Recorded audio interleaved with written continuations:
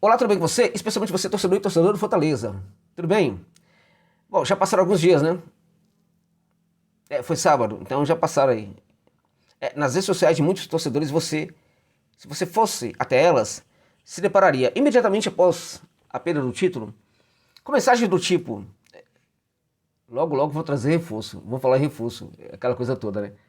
Meus amigos, isso era meio óbvio, né? Podia até não ser no passado. Hoje em dia, também, essa obviedade se aplica ao Fortaleza, né? Agora, o que mais importa é que o Fortaleza foi lá e contratou, né? Por aí contratou. A questão é quem contratou. Fortaleza contratou quem?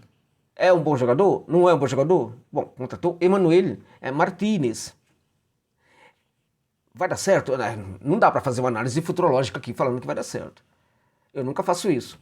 A partir do que o jogador entrega em campo, desempenho do jogador, eu posso falar que, olha, em teoria pode dar certo, pode ser uma grande contratação. Então, neste caso aí, o Martínez é, em teoria, uma grande contratação? É o tema desse vídeo aqui, gente. A reflexão desse vídeo é toda ela em torno dessa questão, né? De qualquer maneira, a priori, fala alguma coisa, antes de você falar da sua patrocinadora, aquela parada toda lá, fala um negócio importante aí pra eu ficar aqui no vídeo. Ó, você tem motivos pra ficar aqui no vídeo. Ah, fala outra coisa. Outra ainda, tá, eu gostei dessa contratação e vou explicar por quê. Beleza? Beleza, então vamos lá. Ó, falando, evidentemente, antes disso, não, a XBET. Pra você, evidentemente, que custa uma aposta esportiva. Ah, eu não gosto de apostar. Então a dica não é pra você. Tamo junto. Ah, eu gosto de apostar. Então, meu irmão, você tem que apostar por uma casa de aposta séria, né? As grandonas, exatamente. Aquelas que são gigantes no mercado. Mas elas não têm nem atendimento, exatamente. Tem que ser gigante, mas que trata você como consumidor. Senão não adianta. Então é uma XBET? É uma XBET. É a mais confiável do mundo, não te enrola, não, enfim. Ganha seu dinheiro, o cara na sua conta. Independente do valor. Imediatamente. Não é depois de 5 meses, é imediatamente. Se você ganhar depois de pra lá de R$ 2.000, né? Não conheço. Usa o link que está no comentário fixado desse vídeo, também na descrição, né?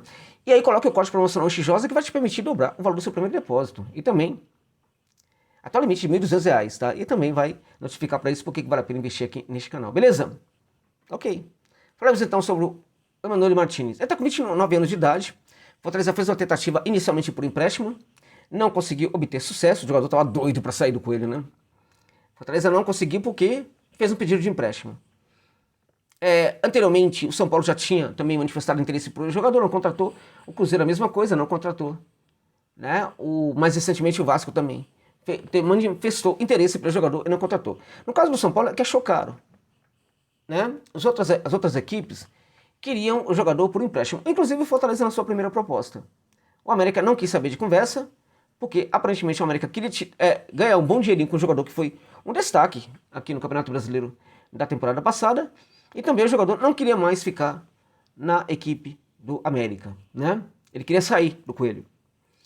Bem, como eu disse, 29 anos de idade, é um jogador, quando a gente olha para o desempenho dele, não nessa última temporada de 2023, nas últimas temporadas da carreira dele, ele vem mandando muito bem.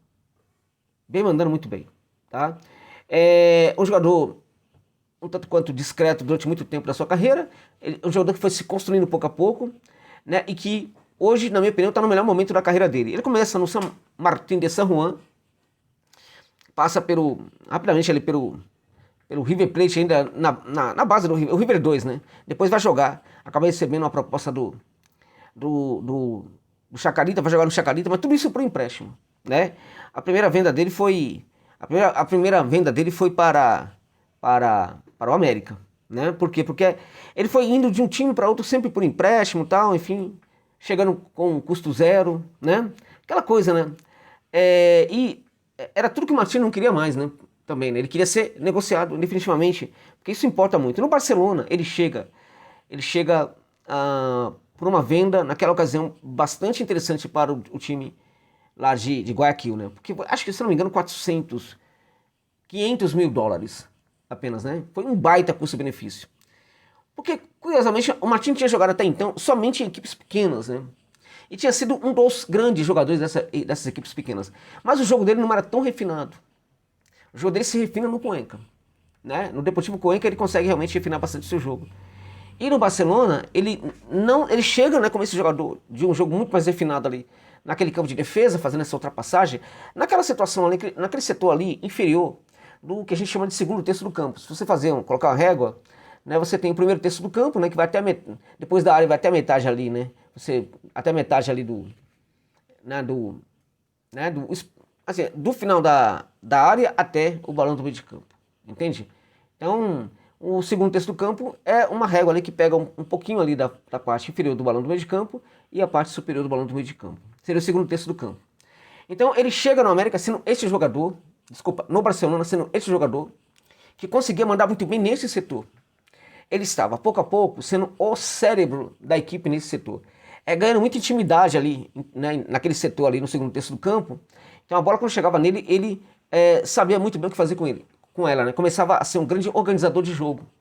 Neste momento, o Martínez deixou de ser também aquele jogador marcador por excelência, porque o Martínez, ele nasce no San Martín como um volante camisa 5. Eu lembro até de um jogo, né, que o San Martín fizera, se não me engano, contra o próprio... Não foi o Nueva Chicago, né? E aí o Martínez jogou muita bola mesmo. Mas a impressão que ele passava o tempo inteiro é que ele era um desperdício contar com o Martínez como um jogador que ficava protegendo a linha, porque quando ele pegava a bola era muito diferente, né? Sabia muito bem o que fazer. Mas mesmo assim, você não tinha um jogo tão elevado ainda. Essas ações que ele fazia de construção não eram tão elevadas como a gente percebe no Deportivo Cuenca. No Cuenca ele mata a pau, joga muita bola, vai para o Barcelona, e no Barcelona ele chega como esse jogador que organiza o jogo a partir do segundo terço do campo ali, né? Já não é tanto esse volante camisa 5, já é de volante misto, virou um camisa 8, um segundo homem ali, né? Tá jogando muita bola naquele setor, só que no Barcelona ele amplia um pouco mais as suas ações, ele começa a frequentar um pouco mais o campo de ataque. Ainda é o jogador cuja área de segurança dele, né, é ali o segundo terço do campo. Não é um jogador com pretensão, por exemplo, de ficar fazendo gols para pisar dentro da área, né? E me parece que durante muito tempo não será esse jogador. Então ele não é um 10, tá? Não é um 10. Fortaleza tem um problema, nunca contar com 10. Jamais, né? De Pochettino a não sei quem, nunca contratam camisa 10, ok? Então o que acontece? O Martínez não é um 10. Com tudo isso pouco importa, desde que o técnico sabe utilizar esse jogador que consegue entregar muito bem essa bola, muito arredondada para quem está um pouco mais à frente, não importa tanto que seja um 10. A questão é se o Voivoda vai conseguir fazer isso daí, tá? Então veja, o Martínez, quando ele chega no Barcelona, ele passa a ser um meio-campista mais total, né? Não totalmente total, em virtude de que não é um 10, mas no mais ele faz tudo muito bem. Ele é um organizador, um pensador em quase todas as jogadas da equipe do Barcelona vão passar pelo Emmanuel Martínez, né? Então no Barcelona, na verdade, ele chegou do Cuenca por um empréstimo, né? Por um empréstimo, com opção de compra, aí o Barcelona o adquire, na verdade. Essa foi a questão. Bem, no América ele chega assim, ele chega por um pouco mais de 1 milhão, né? 1 milhão, perto de 1 milhão e 200 mil dólares, né?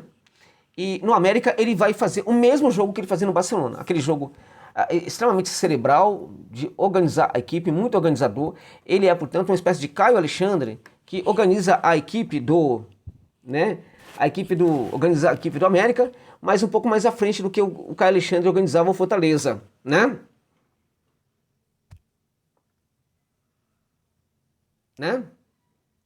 E o que acontece?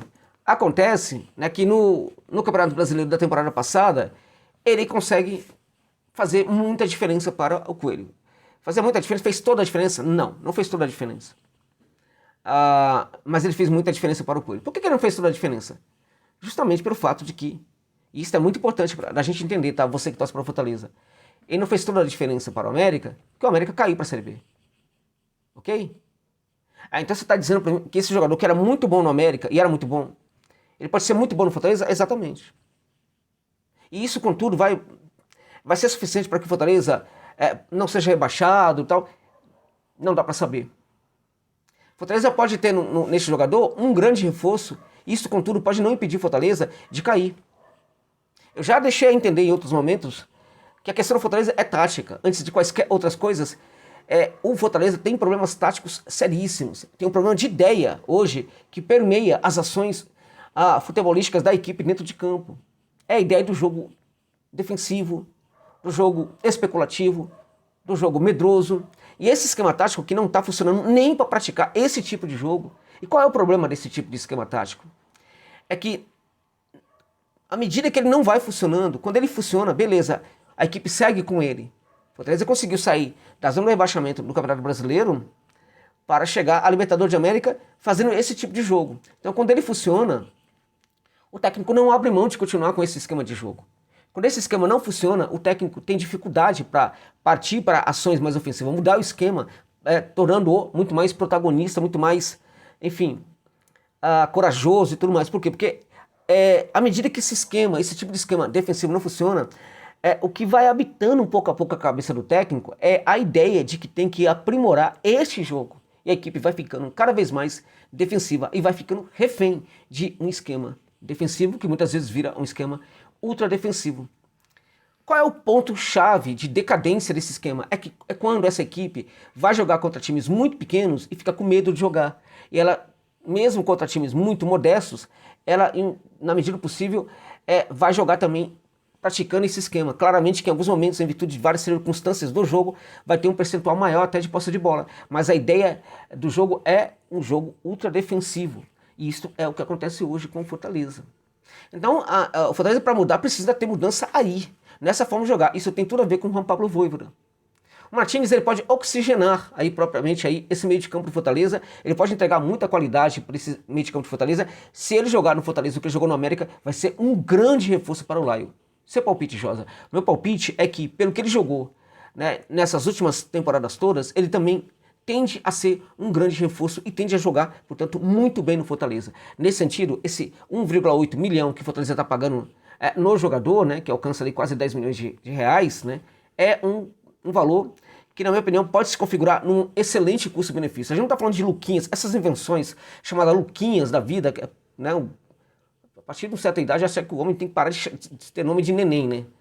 Porque o cara não pode chamar Lucas, né? Tem que ser Luquinhas, né? Enfim, mas isso é outra questão, né? Não é aquele jogador inventado que aparece do nada, aquele jogador bancado pelo desejo, enfim, de um ou outro dirigente. Não. Este jogador, ele tem realmente história, né, como um jogador que consegue entregar. Então é muito provável que no Fortaleza também ele consiga entregar. Como eu disse, ele pode melhorar muito a equipe, mas ele não vai ser suficiente para fazer a equipe, né, não lutar contra o rebaixamento ou até eventualmente ser rebaixada. A questão é que o Fortaleza precisa operar uma mudança nesse jogo. Até porque, a depender da situação, o Vojvoda pode perfeitamente colocar esse jogador no banco. Né? Se ele chegar nos 2, 3 primeiros jogos dele, ele não conseguir jogar bem, o Vojvoda pode colocar no banco, não colocar mais para jogar e colocar o Sacha como titular, meu irmão.